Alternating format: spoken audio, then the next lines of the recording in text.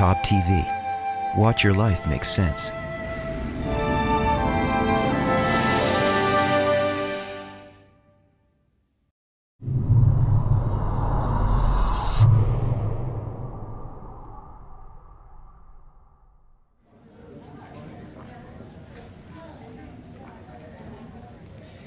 When you read a really great book, you get pulled into the story.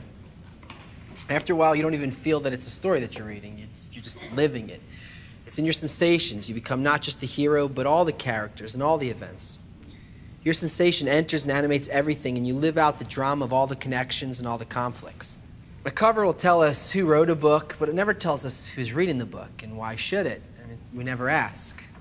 But with the Zohar, it's totally different. You see, if you don't ask that question about who's reading, then you don't know what you're reading about. What is Wellman talking about? Come on, obviously it's me reading the book. Yeah, but what is that me? You're a body, and that private thing inside of it with its own feelings, its own ideas, its own desires. You're one of billions of me's, and you're all competing for survival and pleasure and love.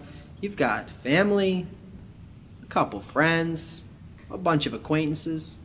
That's pretty much all the connection you can take. As far as those other billions are concerned, they don't have anything to do with your me. As long as they don't threaten what you have, take what you need, well, it's a great, big, beautiful world. Live and let live. What's mine is mine. What's yours is yours. But you remember when we learned that the Zohar isn't a book, or it's not an object among other objects? Well, neither are you. And the Zohar isn't written for an individual reader, because there's no such thing. Underlying the countless people, objects, and phenomena we see in the world, there's only two things that exist.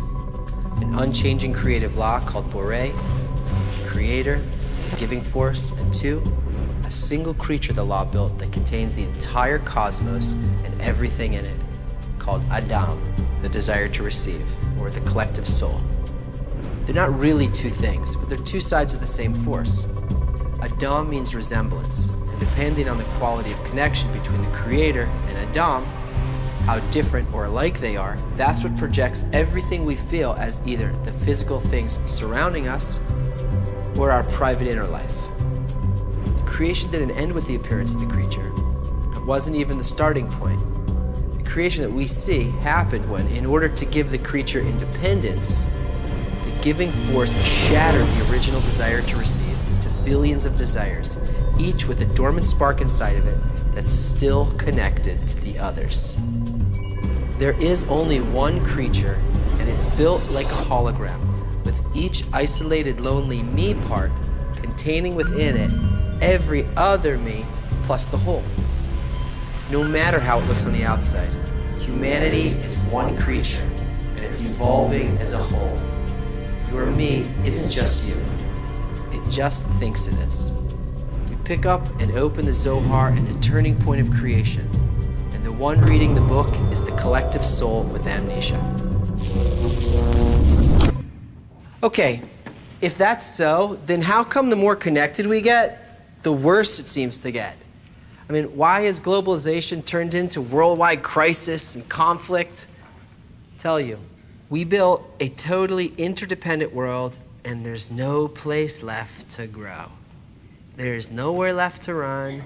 We're being forced to turn around now and live in it.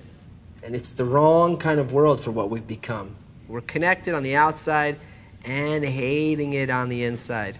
And we can't see a future because we can't imagine how we can live in an interdependent world if what we are is self-love.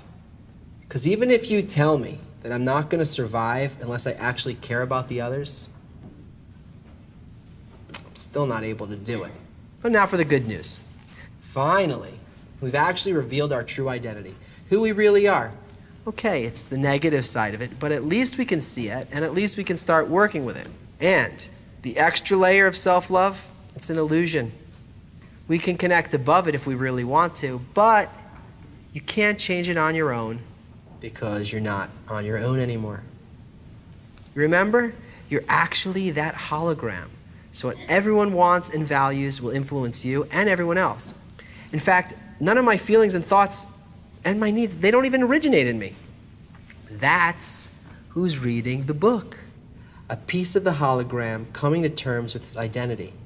That's who needs the Zohar. That's who searched for this course. That's who opened the video. That's who clicked play. That's who you are. So be who you are. The only way to do it is to influence the hologram. You influence the hologram to influence you. That way, the whole thing changes, and the best part of it is, you do it without focusing on your me. The key to doing that, it's called love your neighbor as yourself. Later.